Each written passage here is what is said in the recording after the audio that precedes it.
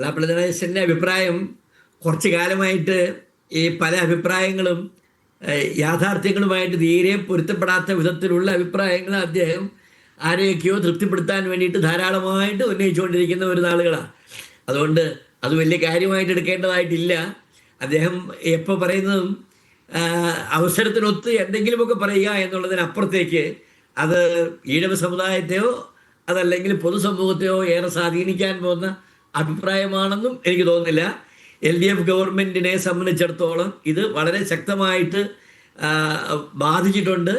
അത് വെള്ളാപ്പള്ളി പറഞ്ഞാലും വേറെ ആര് പറഞ്ഞാലും അത് നിഷേധിക്കാൻ കഴിയുന്ന ഒരു വസ്തുതയല്ല. പിന്നെ വെള്ളാപ്പള്ളി നടേശന് ഇപ്പോൾ മുഖ്യമന്ത്രിയെ അതുപോലെ LDF ഭരണത്തെയും വളരെ കാര്യമായിട്ട് പിന്താങ്ങി നിൽക്കേണ്ട അവസ്ഥയുണ്ട്. പല വിധത്തിലുള്ള കാരണങ്ങളുണ്ട്. ഞാൻ അതിൻ്റെ വിശദാംശത്തിലേക്ക് പോകുന്നില്ല. അദ്ദേഹത്തിനെതിരെയുള്ള കേസുകളായിട്ടും മറ്റ് നൂലാമാലകൾ ധാരാളം പുലിവാലികൾ അദ്ദേഹം പിടിച്ചിട്ടുണ്ട്.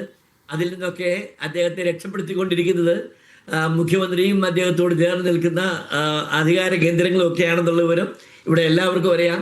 ഏതാണ്ട് 2-3 ഡസനോളം കേസുകളിൽ അദ്ദേഹം പ്രതിയായിട്ട് നിൽക്കുമ്പോഴാണ് അദ്ദേഹത്തെ വളരെ ആദരവായിട്ട് നവോത്ഥാന നായകനായിട്ടും പട്ടും വളയും ചാർത്താനും കിരീടം ചാർത്താനും ഒക്കെ കേരളത്തിൻ്റെ മുഖ്യമന്ത്രിയും അദ്ദേഹത്തിൻ്റെ സഹമന്ത്രിമാരും എല്ലാവരും കൂടെ ചേർന്ന് വലിയ ഘോഷയാത്രയായിട്ടൊക്കെ നടത്തുന്നത് നമ്മൾ കണ്ടതാണ്.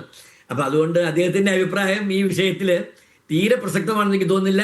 അദ്ദേഹത്തിൻ്റെ അഭിപ്രായത്തെ ശ്രീനാരായണ സമൂഹം തന്നെ തീരെ പരിഗണിച്ചിട്ടില്ല എന്നുള്ളത് ശ്രീനാരായണ സമൂഹത്തിന് പ്രാമുഖ്യമുള്ള പല മേഖലകളിലായിട്ടും ഇത്തവണ LDFന് ലഭിക്കുന്ന സാധാരണ രീതിയിൽ ലഭിച്ചു വന്നുകൊണ്ടിരുന്ന പിൻബലം കുറഞ്ഞു പോയിരിക്കുന്നു എന്നുള്ളതും ഒരു വസ്തുതയാണ്. അതുകൊണ്ട് വെള്ളാപ്പള്ളി നടേശൻ്റെ അഭിപ്രായത്തെ മാനിച്ചുകൊണ്ട് മുഖ്യമന്ത്രിയും അതുപോലെ മറ്റ് മന്ത്രിമാരുമൊക്കെ ഈ വിഷയത്തെ കൈകാര്യം ചെയ്യാനായിട്ട് തീരുമാനിച്ചാൽ അത് കൂടുതൽ വിനാശകാലെ കൂടുതൽ വിപരീത ഫലം എന്നാണ് എനിക്ക് തോന്നുന്നത്.